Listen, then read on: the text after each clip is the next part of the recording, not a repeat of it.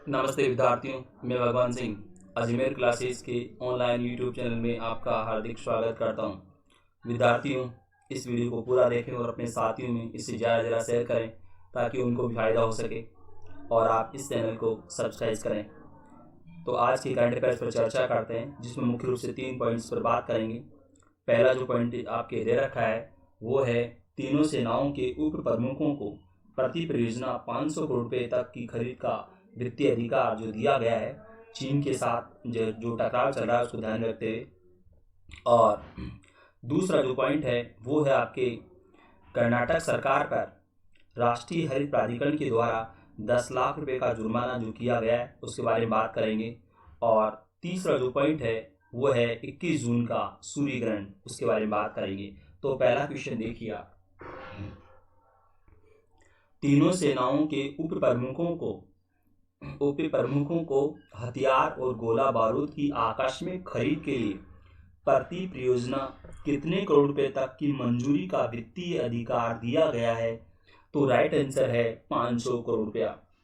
विद्यार्थियों, चीन के साथ बढ़ते हुए विवाद को ध्यान में रखते हुए जो है ये फैसला सरकार ने किया है।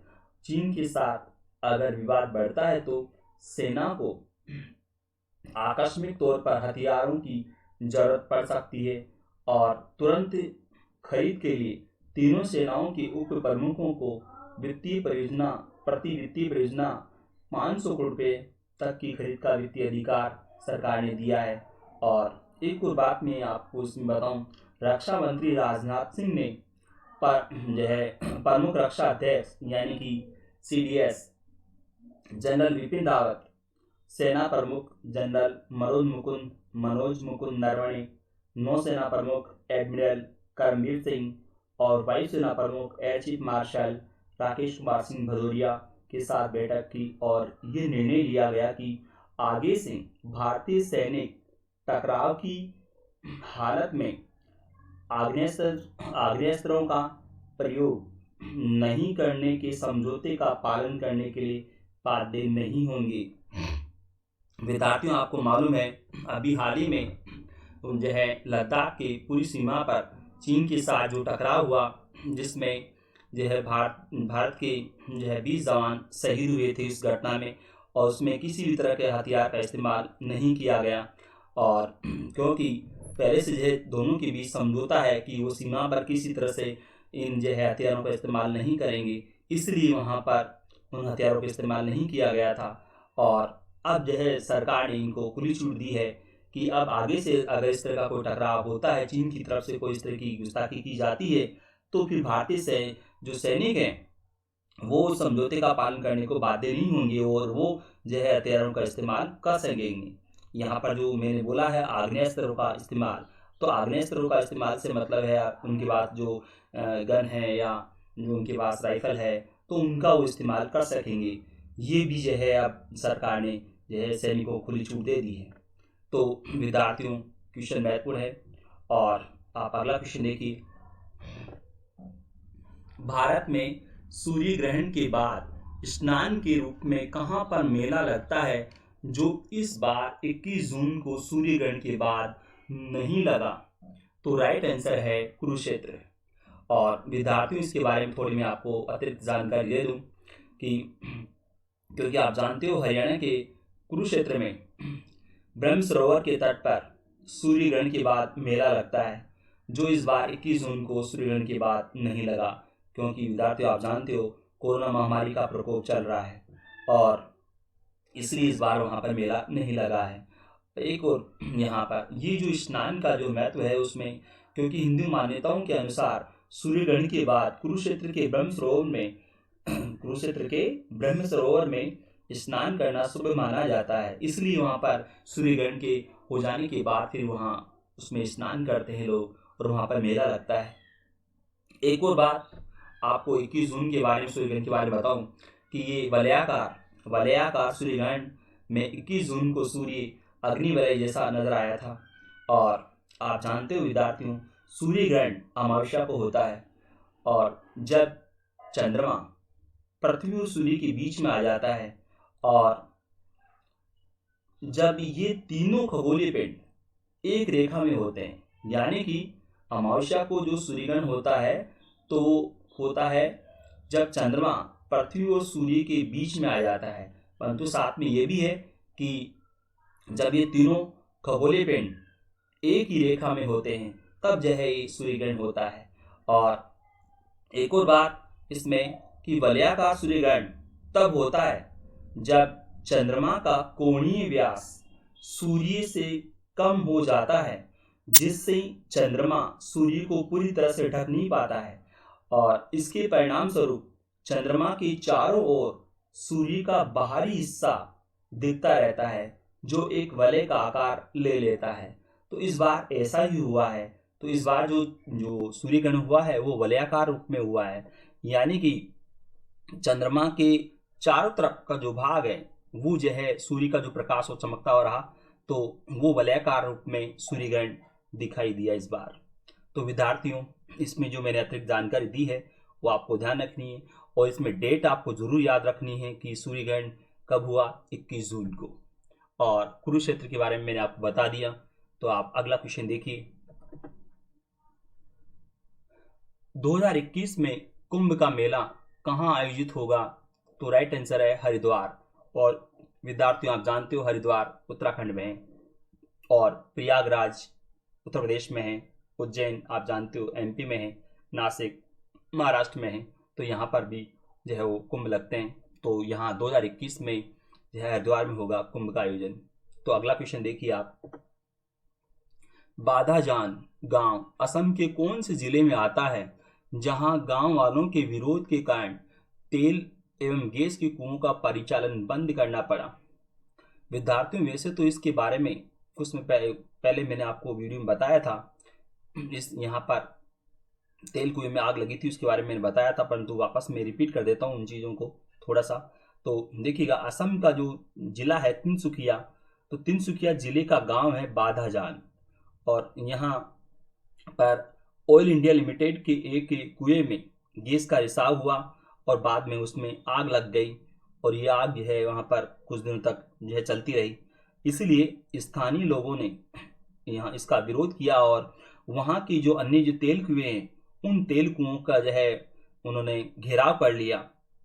इसी वजह से वहाँ पर तेल कुओं का परिचालन बंद करना पड़ा।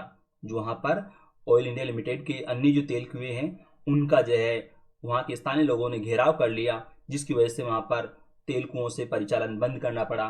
परंतु प्रशासन ने उनको जो समझाया, जिसकी वजह से वहाँ पर फिर स्थानीय लोग जो है वहाँ से हट गए ज़्यादातर और तेल कुओं में वहाँ पर परिचालन फिर से शुरू हुआ है। परंतु वहाँ पर कुछ जो है कुएं अभी भी हैं जहाँ पर अन्य जगह जहाँ पर ये परिचालन बंद हो रखा है, क्योंकि यहाँ बादाजान गांव के तो लोगों ने तो बात मान ली, परंतु कुछ जगह जो है गांव वाले अभी भी विरोध कर रहे हैं। तो क्योंकि वह आग जो लगी थी इसकी वजह से वहाँ आसपास के लोगों को काफ़ी नुकसान हुआ था, इसलिए उन्होंने इनका घेराव किया था। तो बादाजान, ध्यान रखना, गांव का नाम जहाँ पर तेल कुएं में आग लगी और इसकी वजह से स्थानीय लोगों ने वहाँ के अन्य जो तेल कुओं का घेराव किया और परिचालन बंद करना पड़ा, परंतु अब वो वहाँ पर परिचालन वापस शुरू हो गया है। तो आप अगला क्वेश्चन देखिए। केंद्र सरकार ने सार्वजनिक स्वास्थ्य सेवाओं से जुड़े लोगों के लिए 50 लाख रुपए की बीमा योजना की अवधि कब तक के लिए बढ़ा दी है?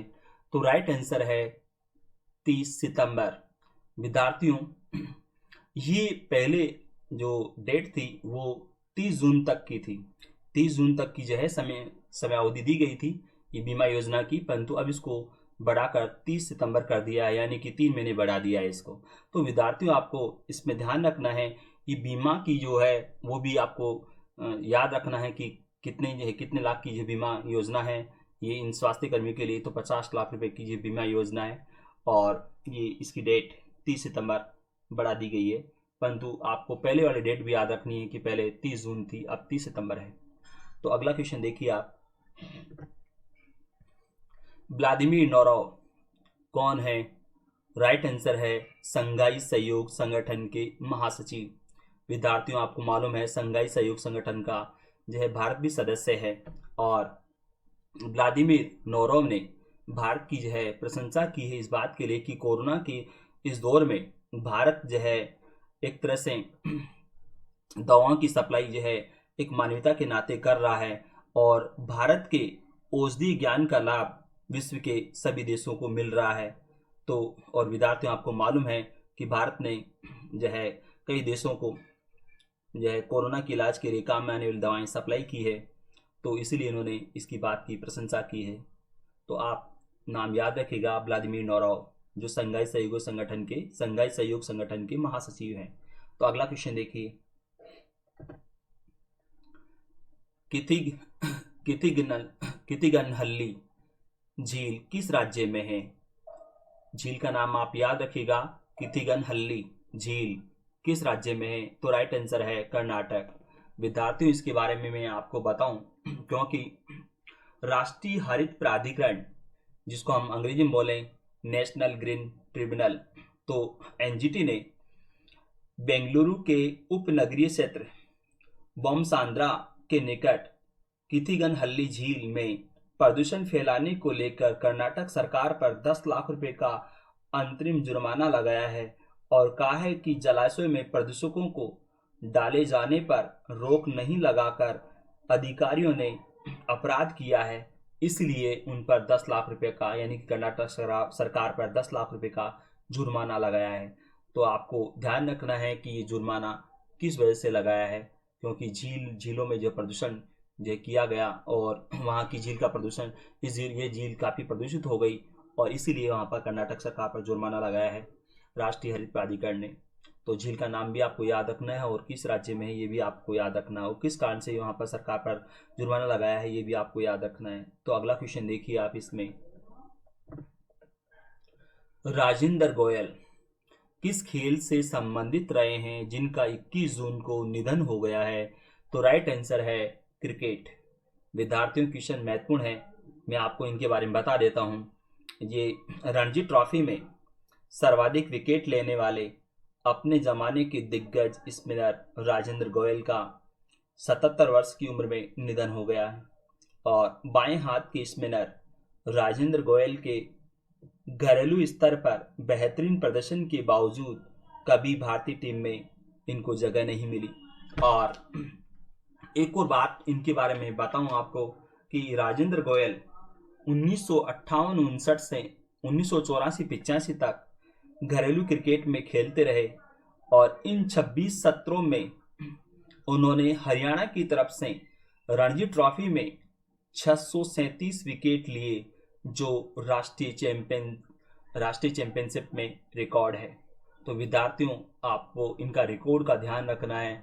रणजी ट्रॉफी में 637 विकेट लेने का रिकॉर्ड है इनके नाम, और क्योंकि आप जानते हो रणजी ट्रॉफी ये नेशनल चैंपियनशिप होती है, और तो इसमें 637 विकेट लेने का रिकॉर्ड है इनके नाम।